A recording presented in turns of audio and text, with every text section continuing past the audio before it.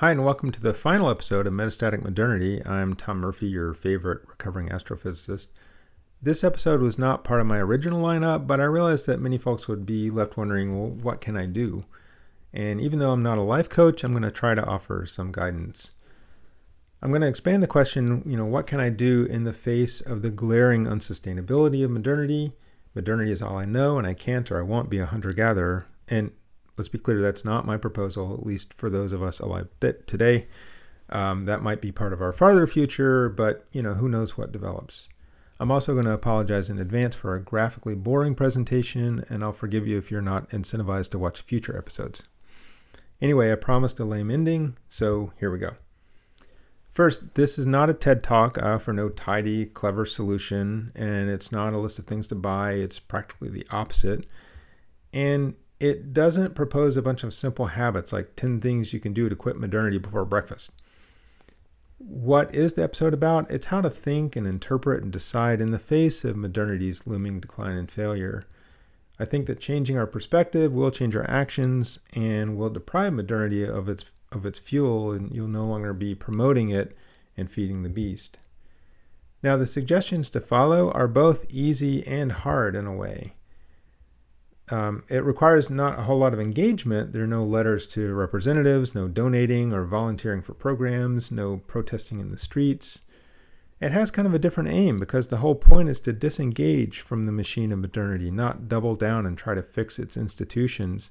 I mean, if modernity isn't permanent, its institutions fade away, and if the end point of modernity is failure because it's basically like a cancer, then propping up those institutions just delays the inevitable and meanwhile accumulates unnecessary harm to the community of life of which we are a part. Now, one could argue that it's maybe better to work within the system and let the institutions of modernity somehow dismantle modernity, but it seems unlikely to work like that. To me, it seems better to just begin the great divergence and start doing things differently. Now, the easy part is to just say no to modernity. The attitude or intent is crucial and, a big part of this, but easier said than done. The hard part is that we humans have no idea how to do this. We're like an overpopulation of poodles, recognizing that we need to live more like coyotes. But don't panic. It's not going to happen all at once. It might take centuries even to make the full transition. But I say let's get started, and step one is to lose faith in modernity. And that's going to stimulate new ideas for how to live. New ways are going to take root and evolve. And if we change our intent and attitude first, a lot can flow from there. Now, I'm going to offer 10 suggestions for how to shift away from modernity. I hope these are useful and not completely lame. And again, this isn't some mindless recipe. It requires personal investment and innovation. The companion write-up, by the way, at Do the Math is more complete and offers a kind of in-practice component for each item and how these manifest in my life, imperfectly as that might be. Okay, so first, go easy on yourself. We're never going to be done. It's never going to be perfect. We're not going to nail it, and that's okay. We're facing a major predicament with no solutions, just imperfect responses, and it's going to take time and adjustment. Also, what appropriate responses are will change and evolve. It's a moving target. The view changes at each step. Unseen options will emerge. Routes that might have looked promising could become less attractive. So don't get locked in. Be dynamic and adaptable and situationally aware. Don't wait for a complete route map before starting, because we're never going to have that, and I'd say we're not really capable of developing such a thing. Don't get paralyzed, but start heading in a better direction, like maybe away from the fire. Second is to let it go. Modernity is full of a lot of useless baubles and distractions, and just think about what will I value at life's end, what experiences, or it's not going to likely be material things, for instance. The next is to adopt a mentality around hospice. Emotionally let go of modernity. It has to fade away, so let's get moving on that psychological adjustment. And just recognize that unsustainable things fail.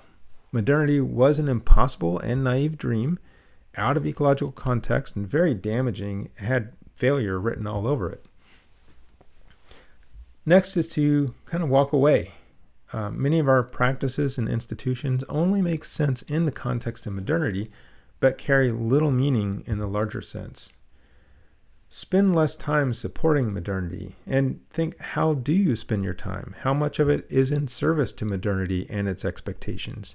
And yeah, I know jobs tend to serve modernity and we're somewhat trapped in those things, but some jobs are more modernity boosting than others, and maybe you can evaluate unexplored options in that direction.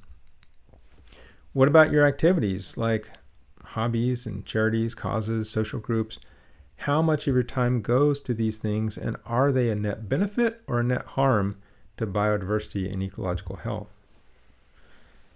And it's okay to ask yourself, why am I doing this? Anything that you're doing, anything you're spending time on, is it out of habit or unexamined beliefs? Is it pursuit of pleasure? And no judgment here. I still do plenty of things that don't really make sense. And I'm just suggesting that you evaluate at the deepest level why you're doing those things and ask, can you change? Can you change direction and maybe take some steps away from modernity? Next is embracing disillusionment. That seems like something we should fend off, but it's actually healthy and generative to lose faith in the fantasies of modernity. It's a necessary step in letting go. It lets us move on and try something new. You can validate disillusionment in others, help others cope with this. I mean, this is a difficult thing to take on, and we don't need to do this alone. And it's okay to disappoint modernity and its practitioners. I mean, it's hard as social animals to disappoint members of our community, but some of that's going to be inevitable because, we mean well. You're not doing it to hurt, but actually to help in a larger context because, we're aiming to maximize the number of healthy and satisfied lives into the future. Okay, next we're going to have to accept some losses. So don't fight the necessary reversals. Lots of trends and expectations have to reverse, and we're going to lose some things, and we can expect that. And for sure, some things that we currently cherish will go away, like a favorite restaurant or a car dealership if you're that kind of weirdo. But we can look for meaning elsewhere. The future is not going to be 8 billion people living like today. It's pretty clear that the human footprint will have to scale down considerably in both number and lifestyle. We're better off accepting the necessity and the long-term benefit that results. We can hope that it happens gradually through, say, demographic changes, and it's very fascinating. The young people right now may be telling us how it's done by dramatically lowering birth rates, putting us on track for a possible peak population before mid-century. And we should cheer, not fight, such major developments. I mean, that's a huge pressure relief valve. Okay, and it does get easier. You can sort of think of it like a wound or a breakup or death of a loved one. It gets easier to cope with the passage of time, and maybe the healing will never be complete. We can accept that, but we can also know that we'll find joy again. It also gets easier as others find our path, and maybe it's a misery loves company kind of thing, but having a social support network is key to pulling this off ultimately. As mentioned earlier, we can see the path more clearly the farther we step along it, so in that sense it also gets easier. Okay, now I've been on something of a crusade against hubris and self-aggrandizement and self-flattery when it comes to our brains, instead stressing the biological limitations and a knack for the delusion that we can fit the universe into our heads. Indeed, this skill allows us to invent ways of living that are untethered from ecological reality, dangerously making up artificial and temporary constructs that have not stood the test of time through evolutionary vetting. And the result has been a disastrous initiation of a sixth mass extinction. Now, some might say, it's arguably true that our superpower is our brain-driven rapid cultural evolution.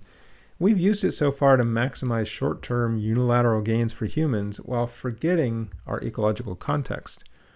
And as a consequence, leaving our brothers and sisters struggling for survival as our pace radically outstrips that of evolution.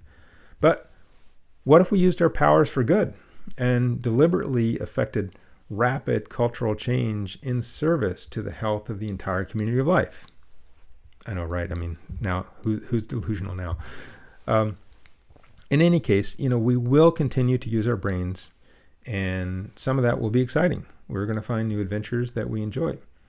It needs, though, to be less about cleverness and gadgetry and more about wisdom and restraint, but always engaging our neurons. That's not going to stop. All right, when faced with a tough decision, maybe label them options A and B, maybe consider, well, which one most props up modernity and which one might be closer to hospicing modernity, and let that help guide your decision. And maybe those A and B are so similar you can't really tell the difference on that front, but that means maybe there's an option C. And this is where the brain can come in, because when freed from a sense of duty to modernity, we can think a bit outside of the box and invent some new ideas and new ways to approach life. Now, what would the community of life wish? That can be a guiding principle, like, what would the squirrels rather I do, or whatever your favorite member of the community of life is. So let's be considerate of our brothers and sisters. And that leads to, which team do you choose? So we've got Team Modernity, also known as the Human Reich, founded on human supremacism, ecological ignorance, initiated the sixth mass extinction. It seeks dominion and mastery, views humans as separate from other life, and by the way, it's terminal. Or there's Team Life, based on community, humility, respect, the idea that we're all in this together.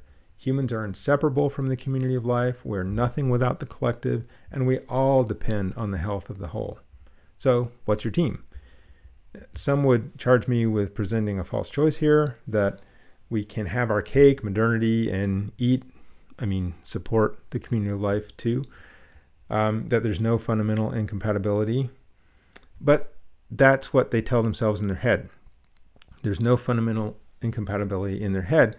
And, I guess if it works for them in their head, then maybe it's okay. But, I can make it work in my head too. I can make a lot of things work in my head that are biophysically impossible, and it's kind of fun to do. It's a little silly. But the secret here is to strip off context. It's easy to declare no fundamental incompatibility in the face of the inevitable ecological and biophysical ignorance that we're always going to have.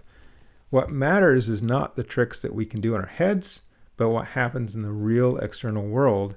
And I'd say that soaring extinction rates signal a fundamental incompatibility, and again, ask you to pick a team. And as a hint, one of them self-destructs. All right, finally, we can regain some of the things that we've lost. We are kind of a confused and sick people because we've lost so much of what we once had. When fabricating an artificial way to live that's not vetted by evolution to work, the lack of truth invites kind of a squabbling over the right way to live. What rights do we invent for ourselves? Nothing is fully defensible, and we end up polarizing around different fantasies. And in doing so, we've lost common cause, some sense of shared purpose or of solidarity amongst ourselves and the community of life. We've lost rich relationships and unconditional support. We evolved in the context of modest groups where we knew everyone in the group intimately, and we'd helped others and been helped by virtually every member more times than we could count. And we therefore formed tight, meaningful bonds and also a shared sense of belonging and purpose. The focus was on success of the group and not so much that of the individual. Support was nearly unconditional because the health of the individual depended on the health of the group, which in turn depended on the health of the individuals. We were all in it together, and I think we still crave that lost community. All the instincts are still in us, but the context has been ripped away, and we now live in these isolated small units that depend more on modernity than on each other. We organize into these anonymous tribes around maybe political parties or sports teams, but it's a really poor substitute that lacks the intimacy and deep life meaning. We're also, as a consequence, torn from deep connections with the community of life, and as beings integrated into this web, that means we've lost a key part of who we are. Now, in promoting the melting of modernity, perhaps we can look forward to rediscovering this key and long-lost aspect of ourselves. We can again know what it's like to belong to each other and to planet Earth. All right, so how's that for a lame ending to the series? I warned you that I'm no life coach. In order to keep it shorter, I left out all the ways in which I personally and imperfectly put these ideas into practice. So for a more complete treatment, I recommend that you find the written companion to this episode on the Do the Math blog. The post is called What Can I Do? And, I hope this has been a useful series for you. And now that it's done, please consider sharing it with others.